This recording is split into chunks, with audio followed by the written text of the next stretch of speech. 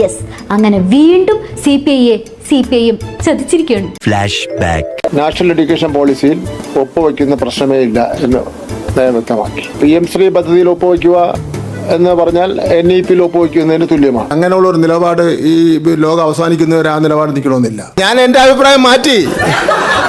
നിനക്ക് എന്തോ ഒരു അപ്പവും കടലക്കറിയും മേടിച്ചാൽ നടഞ്ഞ എല്ലാ വീരവാദം മുഴക്കലുകൾക്കും അവസാനം നിരുപാധികമായി PM ശ്രീ പദ്ധതിയിൽ സംസ്ഥാന സർക്കാർ ഒപ്പുവെച്ചിരിക്കുകയാണ്.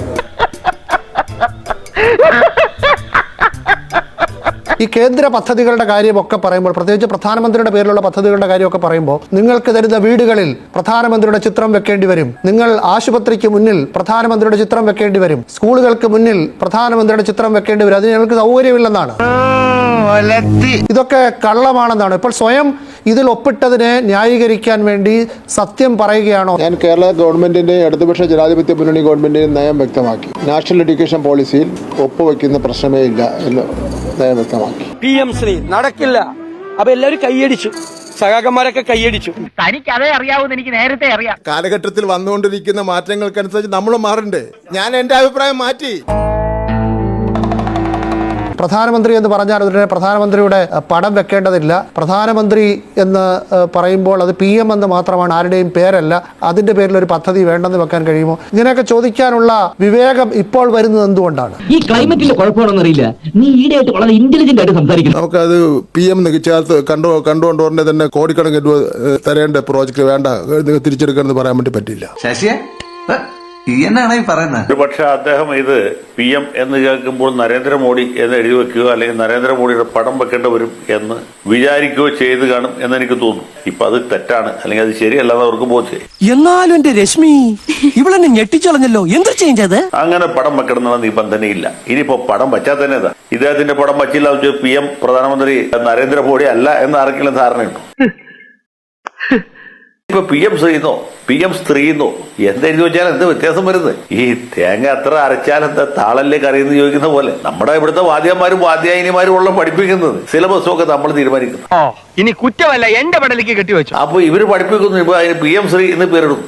ഇനി CM ശ്രീ എന്നിട്ടാലും കുഴപ്പമൊന്നുമില്ല. ഇപ്പൊ എന്താ തെറ്റുള്ളത്? പുള്ളിയുടെ പടം വരച്ചു വെക്കട്ടെ. അത്രയും വേണോ? പടം വരച്ചു വെക്കുന്നതുകൊണ്ട് പ്രത്യേകിച്ച് വല്ല ദോഷമുണ്ട്. അപ്പൊ കുട്ടികൾക്ക് കുറച്ചുകൂടി ഈ ആളുകളെ കാണുമ്പോൾ ഇന്ന ആളാണെന്ന് പെട്ടെന്ന് മനസ്സിലാവും. ഇപ്പൊ ഈ മഹാത്മാഗാന്ധി മാത്രമല്ല എല്ലാവർക്കും കൃത്യമായിട്ട് അറിയുള്ളൂ, കാരണം പുള്ളിയുടെ പടം നോട്ടിന്മേലുണ്ട് എന്നുള്ള കാരണത്താൽ.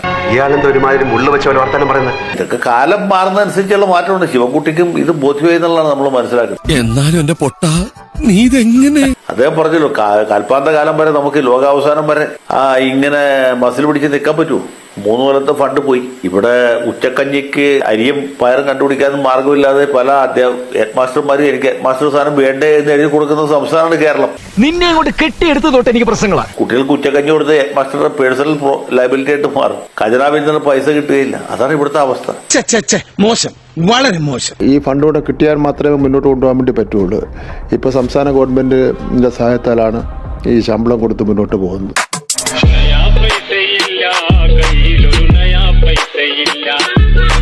അപ്പൊ അങ്ങനെ ഒരു സാഹചര്യത്തിൽ ശിവകുട്ടി മാറി ചിന്തിക്കുന്നതിൽ അതില് താത്വികമായിട്ട് ദാർശനികമായിട്ട് പ്രത്യയശാസ്ത്രപരമായിട്ട് പല പ്രശ്നങ്ങളുണ്ടെങ്കിലും പ്രായോഗികമായിട്ട് ചില സൗകര്യങ്ങളുണ്ട്. പക്ഷെ അദ്ദേഹം ആ കാര്യം തുറന്നു പറയണം. ഇപ്പോഴും തുറന്നു പറഞ്ഞോളൂ എന്ന് പറഞ്ഞു. നമ്മുടെ കുട്ടികളുടെ ഭാവി പന്താടിക്കൊണ്ട് ഒരു രാഷ്ട്രീയ സമ്മർദ്ദത്തിന് വഴങ്ങാൻ കേരളം തയ്യാറില്ല. ഈ ഫണ്ട് ഏതെങ്കിലും പാർട്ടിയുടെ ഔദാര്യമല്ല.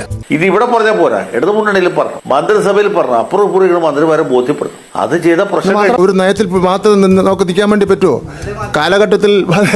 കാലഘട്ടത്തിൽ വന്നുകൊണ്ടിരിക്കുന്ന മാറ്റങ്ങൾക്കനുസരിച്ച് നമ്മൾ മാറണ്ടേ? ഇത് തന്നെ മറ്റു പാർട്ടികളും ഭരണത്തിലിരിക്കുമ്പോൾ പറയുമായിരുന്നു. അപ്പൊ ഇതൊക്കെ കാലോചിതമായിട്ട് നമുക്ക് വ്യാഖ്യാനിക്കാനും വിശദീകരിക്കാനും ഒക്കെ കഴിയണം. അതാണ് ഗോവിന്ദൻ മാഷിന്റെ അല്ലെങ്കിൽ P രാജീവനൊക്കെ ഉള്ളൊരു കഴിവ്. അതെ അതെ, എന്തൊക്കെ അഭ്യാസങ്ങൾ കാണിച്ചാ ഓരോരുത്തർ ജീവിക്കുന്ന. നമ്മുടെ ശിവൻകുട്ടിക്ക് അത്ര പറ്റുകയില്ല. ആകെ 82 കേന്ദ്ര പദ്ധതികൾ, 17 എണ്ണം PM എന്ന് തുടങ്ങുന്നു. വിദ്യാഭ്യാസ വകുപ്പിൽ തന്നെ 6 എണ്ണം ഉണ്ട്. അതിന്റെ പേരിൽ നമ്മുടെ 40 ലക്ഷം കുട്ടികൾക്കുള്ള ആനുകൂല്യം നിഷേധിക്കുന്നതിന് കുറ്റകരമായ പ്രശ്നമായി മാറും. ചിലപ്പോ തോന്നും നീ ഒരു കോമാളിയാന്ന്, ചിലപ്പോ തോന്നും നീ വലിയൊരാളാന്ന്. ഓഹോ, സത്യത്തില് നീ ആരാ? ഞങ്ങള് PM ശ്രീ ഉൾപ്പെടെയുള്ള കേന്ദ്ര ഗവൺമെന്റ് കേരളത്തിന് നൽകേണ്ടുന്ന അല്ലെങ്കിൽ സംസ്ഥാനങ്ങൾക്ക് നൽകേണ്ടുന്ന പദ്ധതിയുടേതായാലും പ്രൊജക്ടിൻ്റെതായാലും ആ പണം കേരളത്തിന് ലഭിക്കേണ്ട കാര്യത്തിൽ യാതൊരു സംശയവും ആർക്കും ഉണ്ടാവില്ല. ഞങ്ങൾക്ക് കിട്ടേണ്ടിയാണ്. തന്നില്ലെങ്കിലോ ഞങ്ങളെ സംബന്ധിച്ചിടത്തോളം ഞങ്ങൾ നയപരമായിട്ട് അന്നും ഇന്നും ഇനി നാളെയും ഈ PM ശ്രീ പദ്ധതിയുടെ ഭാഗമായിട്ടുള്ള നിബന്ധനകൾക്കെതിരാണ്. ഷാജി അങ്ങനല്ലല്ലോ പറഞ്ഞത്. ഷാജി എന്ത് പറഞ്ഞു? ഞാൻ എന്റെ അഭിപ്രായം മാറ്റി. ഈ പൊട്ടനെ മനസ്സിലായി, എന്നിട്ട് ഈ ഒറിജിനൽ പൊട്ടനെ മനസ്സിലായിട്ടില്ല. പാർട്ടിയുടെ നിലപാട് ഈ PM ശ്രീ പദ്ധതി ഉൾപ്പെടെയുള്ള കാര്യങ്ങൾ നിബന്ധന വെച്ച് ഗവൺമെന്റിനോട് ഫെഡറൽ സംവിധാനത്തിന്റെ ഭാഗമായിട്ട് കൈകാര്യം ചെയ്യേണ്ടുന്ന ഒരു സമൂഹത്തിൽ അതിൽ നിന്ന് വ്യത്യസ്തമായ വലിയേട്ട നിലപാട് സ്വീകരിക്കുന്നു എന്നുള്ളത് ഒരിക്കലും വെച്ചു പൊറിപ്പിക്കാൻ സാധിക്കുന്ന ഒന്നല്ല. ലളിതമായിട്ട് പറഞ്ഞാലെന്താ വെറുതെ കൺഫ്യൂഷൻ ഉണ്ടാക്കുന്നതിനാ? മാഷ് പതിവ് പോലെ താത്വികമായിട്ടുള്ള വിശകലനമാണ് നടത്തിക്കൊണ്ടിരിക്കുന്നത്. ശിവൻകുട്ടി അങ്ങനെയല്ല. ശിവൻകുട്ടിയുള്ള കാര്യം കൃത്യമായിട്ട് പറഞ്ഞു. ഞാൻ മാറി എന്ന് അദ്ദേഹം പറയുമ്പോൾ നമ്മൾ വായിക്കേണ്ടത് CPM മാറി എന്നാണല്ലോ. അല്ലാതെ ശിവൻകുട്ടി ഒറ്റയ്ക്ക് ഒരു ദിവസം മാറുകയല്ലോ. ഇവനൊരു കുട്ടിയാണ്. പക്ഷേ മാഷ് പറഞ്ഞ് ഞങ്ങൾ മാറിയിട്ടില്ല. നാവ് വളയ്ക്കുന്നത് നുണ പറയാനെന്നുള്ളതാ അവന്റെ തിയറി. കുട്ടി പറയുന്നത് മാറി. എന്തായാലും മാറി എന്നുള്ളത് യാഥാർത്ഥ്യമാണ്. ഇപ്പൊ നമ്മുടെ ആരോഗ്യമന്ത്രിയൊക്കെ പറഞ്ഞു ഞങ്ങൾ ആരോഗ്യ മന്ദിർ എന്ന് വെക്കില്ല എന്നുകൊണ്ട് ഇപ്പൊ വെച്ചു. കയ്യിൽ വെച്ചാൽ മതി എന്നാ പറഞ്ഞത്. അങ്ങനെ എഴുതി വെക്കണം എന്നുള്ള ആഗ്രഹം കയ്യിൽ വെച്ചാൽ എല്ലായിടത്തും എഴുതി വെച്ചിട്ടുണ്ട്. തോന്നി അതങ്ങനെ വരൂ, അതങ്ങനെ സംഭവിക്കൂ. നന്നായിട്ടൊക്കെ പറയും. കണ്ടന്റ് അവർക്ക് പ്രശ്നമൊന്നുമല്ല. അതേപോലെ തന്നെ കുടുംബ ആസൂത്രണം എന്നുള്ളതിന് കുടുംബക്ഷേമം എന്നാക്കണം. അപ്പൊ അത് ഇപ്പൊ മൃഗാസ്പത്രി എന്നുള്ളത് എങ്ങനെ എഴുതി വെച്ചാൽ മൃഗങ്ങൾക്കൊരു ടെൻഷനും അതിൽ ഇല്ല. അവരത് വായിക്കാൻ പോണില്ല. അപ്പൊ അതുകൊണ്ട് എഴുതി വെക്കുന്ന ബോർഡല്ല പ്രശ്നം.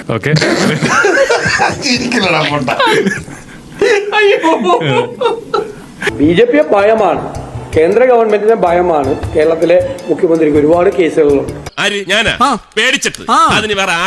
ഇങ്ങനെ ഒരു വിഷയത്തിന്റെ അകത്ത് ഇപ്പോ അതിലൊരു തീരുമാനം എടുക്കാൻ പറ്റാതെ നമുക്ക് പൈസ കിട്ടണ്ടേ എന്ന് പറയാണ്. ഒരു NEP പിടിച്ച് ഞങ്ങൾ കിട്ടേണ്ട കാശ് വാങ്ങാൻ വേണ്ടി പാടില്ല. PM ശ്രീന്റെ കാര്യം പറഞ്ഞുകൊണ്ട് കേന്ദ്ര ഗവൺമെന്റ് തരേണ്ട കോടിക്കണക്കിന് രൂപ വാങ്ങണ്ടെന്ന് പറയാൻ പറ്റില്ല. നിങ്ങൾ ആരും തരുമോ കാശ്?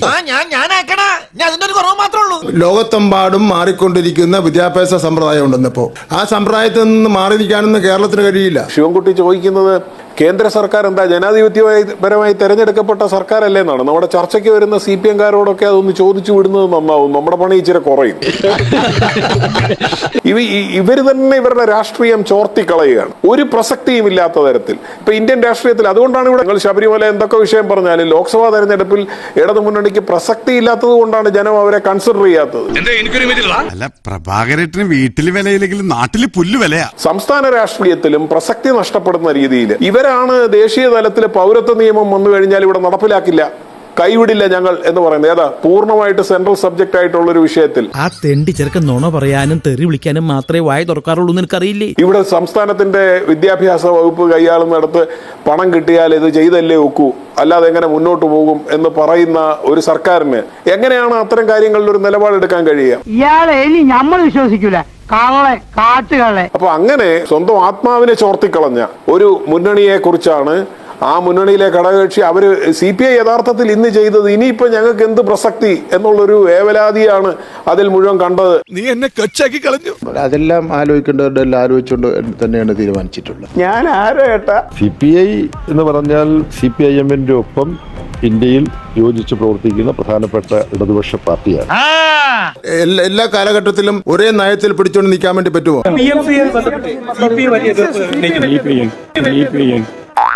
ഏത് CPI എന്നാണ് MBO എന്നും ചോദിച്ചത്? ഏത് CPI ഒന്ന്? സത്യം പറഞ്ഞാൽ ഞങ്ങളവരെ ക്ഷണിക്കണമെന്നില്ല. ഈ നാണക്കേട് സഹിച്ചവിടെ നിൽക്കണം. എന്ത് വിധി നമ്മുടെ CPI ഞാനങ്ങ് പോയി. CPI ആണ് തീരുമാനിക്കേണ്ടത്. ഈ നാണക്കേട് സഹിച്ച് LDF-ൽ തുടരണോ വേണ്ടതെന്ന് തീരുമാനിക്കേണ്ട അവരാ. എല്ലാവരും കൂടെ ശവത്തിൽ കുത്താടാ. പാർട്ടി സെക്രട്ടറി, ആ CPI സെക്രട്ടറി എന്നിട്ട് നാണ സഹിച്ച് അവിടെ ഇങ്ങനെ നിൽക്കുക. എനിക്ക് തന്നെ സങ്കടം. അപ്പൊ നിങ്ങളുടെ വിചാരം എന്താ പറഞ്ഞാൽ ഇടതുപക്ഷ ജനാധിപത്യ മുന്നണിയുടെ നയം നടപ്പിലാക്കുന്ന ഒരു ഗവൺമെന്റാണ് ഈ ഗവൺമെന്റ് എന്നാണോ നിങ്ങൾ ധരിച്ചിട്ടുള്ളത്? PM ശ്രീയിൽ ഒപ്പിട്ട് പണം വാങ്ങുന്നതിനെ ന്യായീകരിക്കാൻ ഒരുപാട് പദ്ധതികളിൽ നിന്ന് കിട്ടുന്ന പണത്തിന്റെ കണക്കുകൾ വെളിപ്പെടുത്തേണ്ടി വന്നു ശ്രീ വി ശിവൻകുട്ടിക്ക്. ഇത് കണക്കുകളാണ്, സത്യസന്ധമായ വരവ് ചെലവ് കണക്കുകൾ. ഉന്നത വിദ്യാഭ്യാസ വകുപ്പിന് PM ഉഷ എന്ന പേരിൽ 5 വർഷത്തേക്ക് 405 കോടി രൂപ അനുവദിച്ചു. കൃഷിഭൂമിയിൽ കിട്ടിയിട്ടുള്ളത് രാഷ്ട്രീയ കൃഷി വികാസ് യോജന 873.84 കോടി രൂപ കിട്ടിയതാണ് കേന്ദ്ര ആവിഷ്കൃത പദ്ധതി. Soil health and fertility scheme 7.55 കോടി രൂപ ലഭിച്ചിട്ടുണ്ട്. ആയുഷ്മാൻ ആരോഗ്യ മന്ദിർ കേന്ദ്ര സ്കീമിൽപ്പെട്ടതാണ്. ഇങ്ങനെ ശ്രീ വി ശിവൻകുട്ടി തുടർന്നു. അത് കണ്ടുകൊണ്ടിരുന്നപ്പോൾ എനിക്ക് ഓർമ്മ വന്നത് ഈ അരിക്കൊമ്പനെ പിടിച്ചുകൊണ്ട് പോകുമ്പോൾ ആ പോയ വഴികളൊക്കെ ചിത്രീകരിച്ച് മന്ത്രി മുഹമ്മദ് റിയാസിന്റെ നേതൃത്വത്തിൽ റീലുകൾ ഇറക്കിയിരുന്നല്ലോ. കേരളത്തിലെ റോഡുകൾ എത്ര മനോഹരമാണെന്ന് ഇപ്പോൾ എല്ലാവരും അംഗീകരിക്കുന്നുണ്ടല്ലോ എന്ന്. സമാനമായ ഒരു ചിത്രമാണ് എനിക്ക് ഓർമ്മ വന്നത്. സ്വന്തം പ്രവൃത്തിയെ ന്യായീകരിക്കാനെങ്കിലും അദ്ദേഹം പലതും തുറന്നു പറഞ്ഞപ്പോഴാണ് സ്കൂളുകളിലെ സൗജന്യ യൂണിഫോം, സൗജന്യ പുസ്തക വിതരണം അടക്കമെല്ലാം കേന്ദ്ര ഫണ്ടാണെന്ന് വ്യക്തമായത്. അക്കരെ നിൽക്കണ പശുവിനെ കണ്ട് ഇക്കരെ നിൽക്കണ മൂരി മുക്കറയിട്ട പശുവിന് ചെന പിടിക്കില്ല. ഇനിയെങ്കിലും ഒന്ന് മനസ്സിലായി.